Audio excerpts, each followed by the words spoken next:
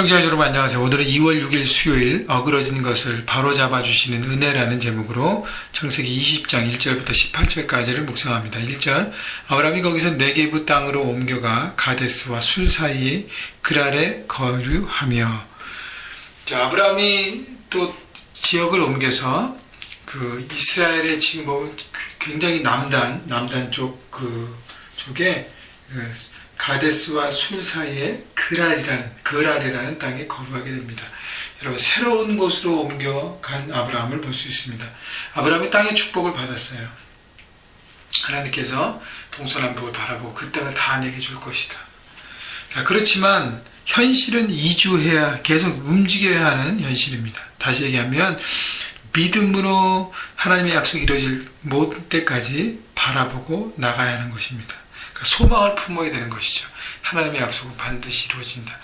또 아브라함이 말씀하신 것은 내 때 이루어진 것이 아니라 그 땅이 내 후손을 통해서 이루어진다고 말씀하십니다. 그렇기 때문에 계속적으로 소망을 품고 그 소망을 자기 자녀들에게 계속 물려주는 것이 필요한 것이죠. 믿음으로 살아가는 법을 말입니다. 2절 그의 아내 사라를 자기 누이라 하였으므로 그랄 왕 아비멜렉이 사람을 보내어 사라를 데려갔더니, 자, 새로운 땅에 들어가서 또 실패합니다.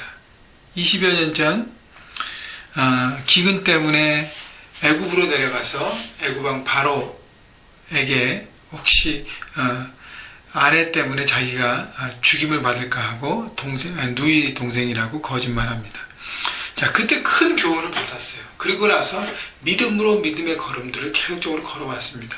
그런데 새로운 땅에 거주하면서 또 자기 가운데 두려움이 온 것입니다. 여러분, 중요한 것은요, 우리가 오늘 믿음으로 승리했다고 해서 내일 승리가 보장되는 것이 아니에요. 내일도 동일하게 하나님의 뜻을 바라보고 그 말씀의 기준을 바라보고 그것을 붙들고 그 다음에 영적 전쟁하면서 달려가야 승리하는 것입니다. 긴장을 내려놓고 하나님의 그 기준을 내려놓으면 우리는 또 실수하고 또 넘어질 수 있습니다. 여러분, 아브라함이 같은 실수를 반복했습니다. 물론 20여 년 차이가 있지만 우리 삶을 돌아볼 때 저를 포함해서요, 우리가 자꾸 넘어지고 무너지는 영역이 있습니다. 여러분, 그 부분이 무엇인지 잘 파악하십시오.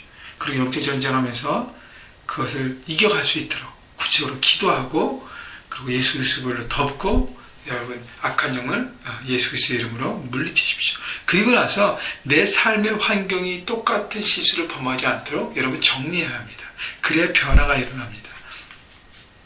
자, 그렇기 때문에 같은 실수를 범하지 않을 수 있도록 우리가 매일매일 영적으로 깨어 있음이 필요합니다.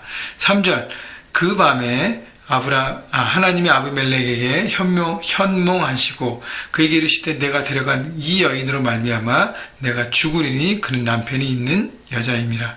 자, 하나님께서 또 아브라함과 사라의 가정은 지켜주십니다. 하나님께서 개입해 주세요. 어떤 걸 보여주냐면 하나님은 어느 곳이나 어느 왕이나 다 주관하고 다스리시는 온 세상과 온 나라를 통치하시는 하나님이신 것을 보여주십니다. 왜냐하면 그 이유가 나중에 나와요. 자, 6절 하나님의 꿈에 또 그에게 이르시되 내가 온전한 마음으로 이렇게 한 줄 나도 알았으므로. 왜 그러냐면 아비멜렉에게 너가 지금 죄를 범하고 있다고 얘기하는데 아비멜렉이 저는 그 여자가 결혼한 여자인지 몰랐습니다. 저는 모르고 한 것입니다라고 얘기하고 있어요. 그때 하나님께서 다 내가 안다. 그러면서 6절 너를 막아 내게 범죄하지 아니하게 하였나니 여인에게 가까이 하지 못하게 함이 이 때문이라. 여러분, 하나님은 모든 걸 다 보고 계십니다. 하나님 앞에 숨기거나 변명할 필요가 없어요.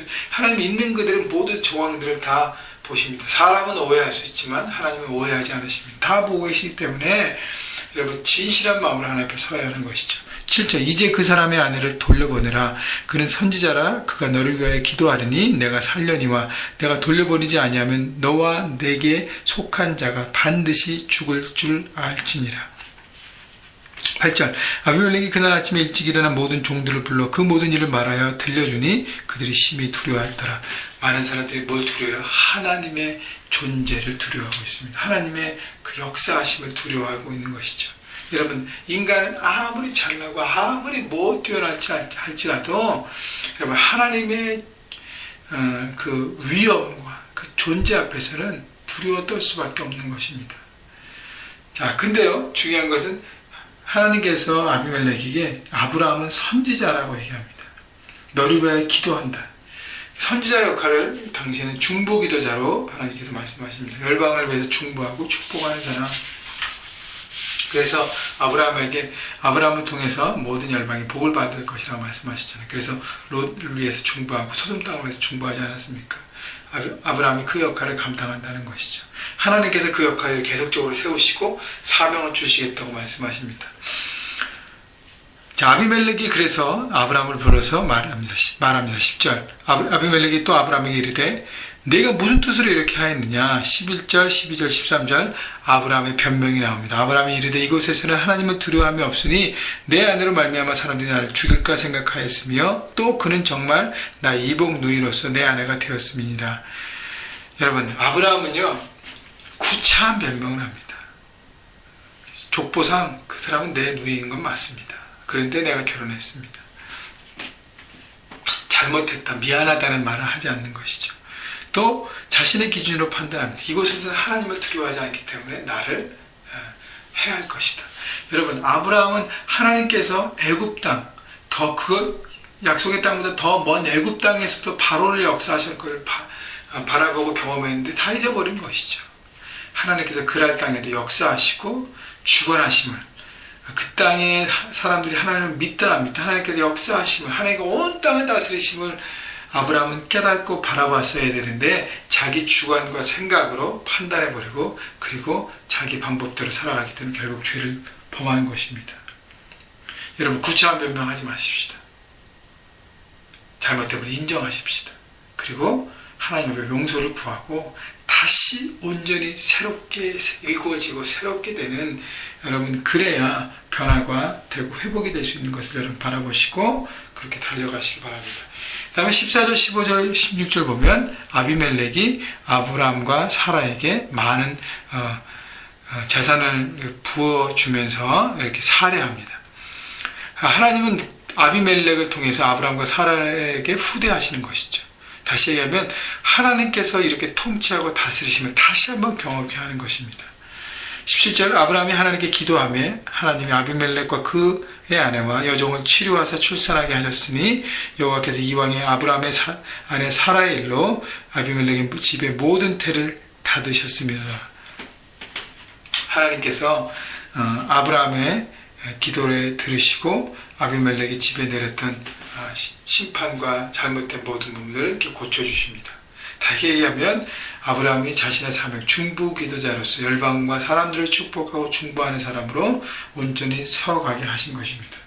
여러분, 아브라함은 실수투성이었어요. 똑같은 죄를 범하고 넘어졌습니다. 근데 하나님께서 용서하시고 일으키시고 또 다른 기회를 주시는 것입니다. 여러분, 중요한 것은요, 우리가 완전하기 때문에 다른 사람을 중보하고 열방을 축복하고 품고 함께 나가는 사명자로 서가는 것이 아닙니다.